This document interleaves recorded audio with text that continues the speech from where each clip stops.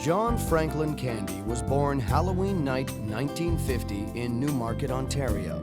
He was the youngest of two boys, a blue-eyed blonde, and he experienced tragedy at an early age. His father, Sidney, a car salesman, died of a heart attack at the age of 35. John was only 5. His father died of heart trouble, and because of that, John thought he too was destined to die young. After Sidney's death, Evangeline Candy and her two sons moved in with her sister and parents in East York. John dealt with the heavy loss by escaping to the movies. He watched dozens of films at the Donlands Theater. Money was tight in the Candy household, so John earned his ticket money selling bottle caps. I was always an avid theater goer. I mean, I loved going there. I lived down the street from the movie theater, so I was always there every Saturday. And in my teens, of course, I would go every other night when they changed the movies. I was there. Although he was the younger son, John soon became the head of the household. Over 6 feet tall, he had the appearance of a grown man by the time he was 16. He often helped his mother pay the bills by working as a delivery boy. I was brought up by my mother, my aunt, my grandmother, my brother, so there was a house full of women.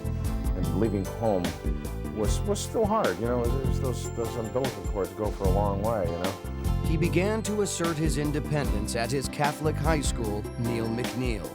He immersed himself in extracurricular activities, student council, the football team, and booking up-and-coming bands for high school dances. One of them was the Guess Who. I think I ran into him officially when he was head of the dance committee, and he needed people to help him with it. And we used to sell tickets, and we used to sell socks because you weren't allowed to use your, wear your shoes into the gym at the time, so we'd sell these big white socks. When he wasn't selling socks, John was honing his skills as a class clown, often pulling pranks on the priests who taught at the school. One involved taking one of the teachers' Volkswagens and lifting it and putting it between two large trees. So when he came out, to go home, he was amazed that these two giant trees were, one was in front, one was behind his car, it was absolutely locked in tight. He'd requisitioned this football team and they'd all just kind of jammed it in there. He found a more appropriate venue for his humor in the school's drama program. He joined Mr. Brown's drama class in grade 12, I believe, just because he couldn't get into the typing class. And Mr. Brown immediately recognized something that he had. He had that appeal to every man, and he had very good timing. Despite his talent, John's entertainment career almost never happened. He decided to cross the border and join the U.S. Army. He had been gaining a lot of weight, and he thought the Army would help him get into tip-top shape.